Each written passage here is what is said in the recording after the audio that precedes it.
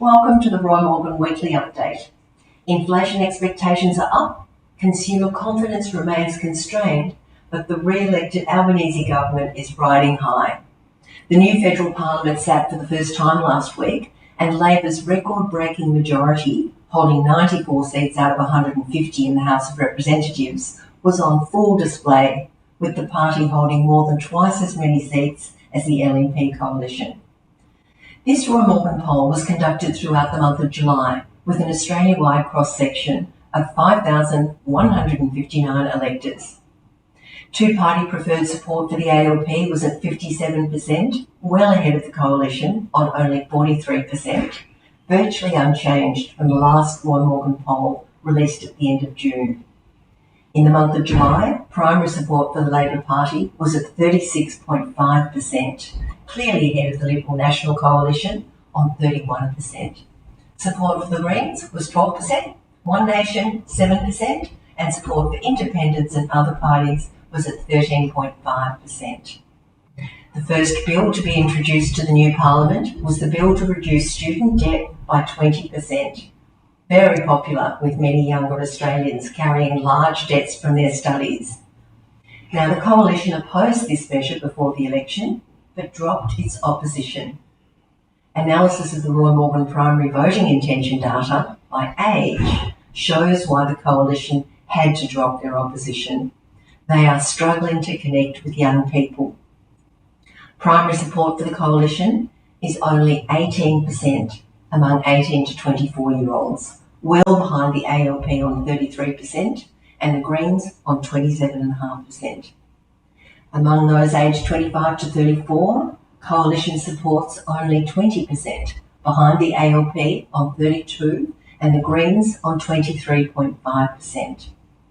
Coalition support picks up among 35 to 49-year-olds at 25.5% and 50 to 64-year-olds at 31%, and is higher than any other party among those aged 65 and over at 40% support for the ALP. The latest Roy Morgan government confidence, that's whether people think the country's going in the right direction or the wrong direction, shows that not everything's going well for the government.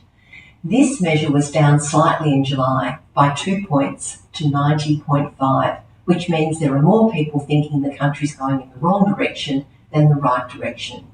In fact, 46.5% of Australians say the country's going in the wrong direction, compared to only 37% that say the country is going in the right direction. The ALP continues to lead the Liberal National Coalition on a two-party preferred basis in all 6 states. The ALP's largest two-party preferred leads are in South Australia, where the ALP is ahead at 62% to LNP's 38%, and Tasmania, where the ALP leads with 61% compared to the LNP on 39%. At the recent federal election, the ALP won 11 out of 15 seats in South Australia and Tasmania. The LNP coalition won 2 out of 15 seats, and independent candidates won 2 out of 15 seats. The ALP holds large two-party preferred leads among both men and women following the party's win at the federal election. For women, the ALP is on 59.5% of the two-party preferred vote, compared to the coalition on 40.5%.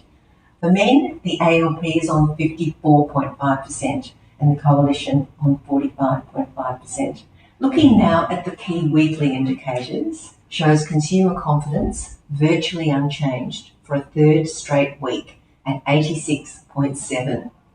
Now this week, ANZ Roy Morgan inflation expectations increased 0.2% to 4.9%. Reversing last week's fall. This means Australians now expect inflation of 4.9% over each of the next 2 years. Inflation expectations are now just above the average of the last 15 years, which was 4.8%. And now we look at the electricity market. New data from Roy Morgan shows that improvements in the Net Promoter Scores, or NPS, of electricity providers this year have correlated with a clear drop in switching. Looking at the long-term picture, between 2022 and 2024, falls in NPS for electricity providers had correlated closely with sustained rise in switching behaviour.